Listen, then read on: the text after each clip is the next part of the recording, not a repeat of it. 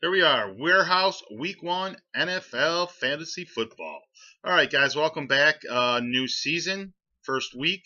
Same old in certain situations. Let's start that off with Anthony's 81-53 win over Jacob the Sacco Boy. Or should we now be calling him Bye Week Boy? Because that's what it seems to be. Jacob this week decided to keep Matt Prater in the game, who's been suspended. Not that Matt Prater would have scored him 30 points, but it would have been nice to at least get a few more. Anyways, Anthony's 81 gets him the win, while Matt's 81, Mark's 86, Will's 82 did not get them wins. So Anthony, great matchup for him this week as he gets the bye week win through Sacco Boy. Next up, my 89-87 slim victory over Jack. This was a good game for me this week. Me and Jack talked trade. I like the way I won this game with Michael Floyd scoring 11 points Monday night because Jack basically told me all week long that I was crazy. Michael Floyd was not good, was not a number one wide receiver, and was not ready for prime time. Well, you were wrong. Not only on prime time did he score 11 points, but he made the big catch towards the end of the game to set them up for their winning touchdown. Michael Floyd scored 11 points, was the most targeted Arizona receiver, and it's been widely known and talked about that he will be the number one target this year.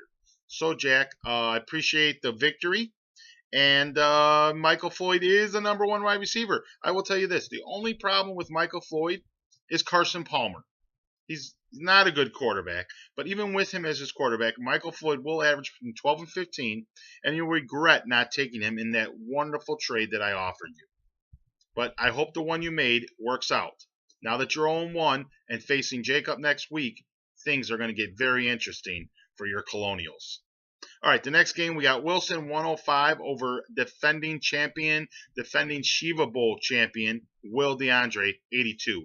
Wilson had the rather easy victory again as a 105-82 win. Losing the first week doesn't end the world, but you got to rebound and win next week right away because you could find yourself 2 games back before you know it, guys. All right, the next winner was Dave's 127 Misfits over Mark's Guardians of the Gridiron 86. 127-86. Dave had the win. Started off fast again this year. Last year, Dave had the number one team throughout the whole regular season. Went into playoffs with number one seed, and looks like he's trying to do it again. As I said, right out of the gates with the 41-point victory over Mark, who I believe has not won an opening week game for the entire existence of this fantasy league. But again, as I said, losing week 1 doesn't mean you're not going to the Shiva. Just look to last year, as I lost week 1 and I made the Shiva Bowl. All right, next up, Ruxin's 126-81 victory over Matt was a big win, 45-point victory for Ruxin. Unfortunately, Ruxin's team looked very good. I like the makeup of Ruxin's team. It's hard for me to say that, but I do. I think Ruxin is going to definitely be a top 4 or 5 team. Personally, I hope it's number 5, and I hope I'm number 1 through 4, so I can say I made the playoffs every year, and you did not, Ruxin, as we are the only 2 in league history to have made the playoffs every single year. So every year is a battle between the 2 of us now until one of us doesn't, while the other one does. Ruxin made this streak end this year with you on the outside looking in. All right, let's go over a couple players real quick. I have a player of the week in Matt Stafford. He had 33 points this week for Dave's Misfits, hooking up with Calvin Johnson twice on big plays. That was most of the points and most of the difference in that victory over Mark this week. And in my game with Jack, we had 2 other players. We had Kenny Britt, who is my choker of the week, thanks to Jack, who nominated him basically. Jack blames him for the loss, but as I pointed out earlier, I think most of the blame for Jack's loss should be gone to Michael Floyd, Notre Dame alum. I made sure Mr. Floyd knew that you thought he was garbage, Jack, and that he needed to score at least 10 points for me for the victory. He did so, and we both thank you for the win in week 1. And then we have our sleeper of the week, also from my team, or this one is from my team, and that's Hearns. Not drafted him, but 6% of the leagues over ESPN Fantasy Football. I drafted him probably a lot earlier than I should have, but he paid me for that with a 23-point debut. I really like Hearns. No one else really does, not even fantasy football shows.